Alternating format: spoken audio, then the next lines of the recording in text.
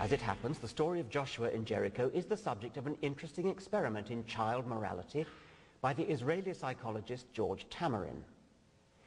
Tamarin presented to more than 1,000 Israeli schoolchildren aged between 8 and 14 the book of Joshua's account of the Battle of Jericho. He then asked the children a simple moral question. Do you think Joshua and the Israelites acted rightly or not? They had to choose between A, total approval, B, partial approval, and C, total disapproval. The results were polarized. 66% gave total approval and 26% total disapproval, with rather fewer, 8% in the middle with partial approval.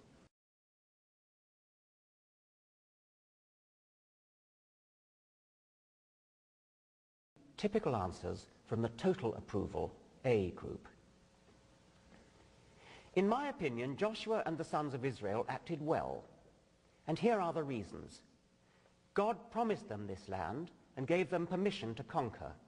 If they would not have acted in this manner or killed anyone, then there would be the danger that the sons of Israel would have assimilated among the Goyim. In my opinion, Joshua was right when he did it, one reason being that God commanded him to exterminate the people so that the tribes of Israel will not be able to assimilate amongst them and learn their bad ways. Joshua did good because the people who inhabited the land were of a different religion. And when Joshua killed them, he wiped their religion from the earth. The justification for the genocidal massacre by Joshua is religious in every case. Even those in category C who gave total disapproval did so in some cases for backhanded religious reasons. One girl, for example, disapproved of Joshua's conquering Jericho because in order to do so, he had to enter it.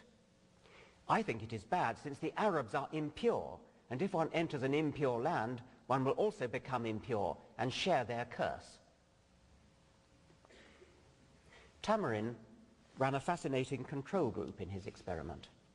A different group of 168 Israeli children were given the same text from the book of Joshua, but with Joshua's own name replaced by General Lin and Israel replaced by a Chinese kingdom 3,000 years ago.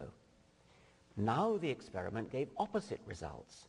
Only 7% approved of General Lin's behavior and 75% disapproved. In other words, when their loyalty to Judaism was removed from the calculation, the majority of the children agreed with the moral judgments that most modern humans would share. Joshua's action was a deed of barbaric genocide.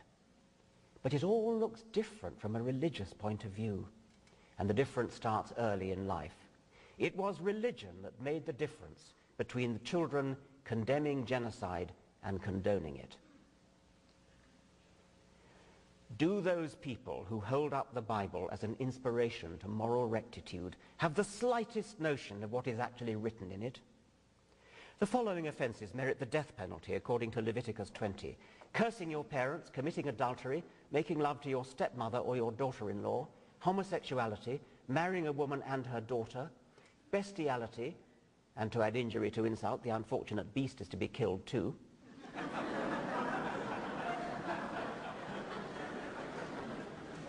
You also get executed, of course, for working on the Sabbath. The point is made again and again throughout the Old Testament. In Numbers 15, the children of Israel found a man in the wilderness gathering sticks on the forbidden day. They arrested him and then asked God what to do with him. As it turned out, God was in no mood for half measures that day.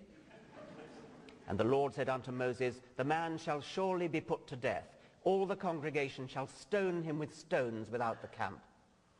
And all the congregation brought him without the camp and stoned him with stones, and he died. Did this harmless gatherer of firewood have a wife and children to grieve for him? Did he whimper with fear as the first stones flew and scream with pain as the fusillade crashed into his head?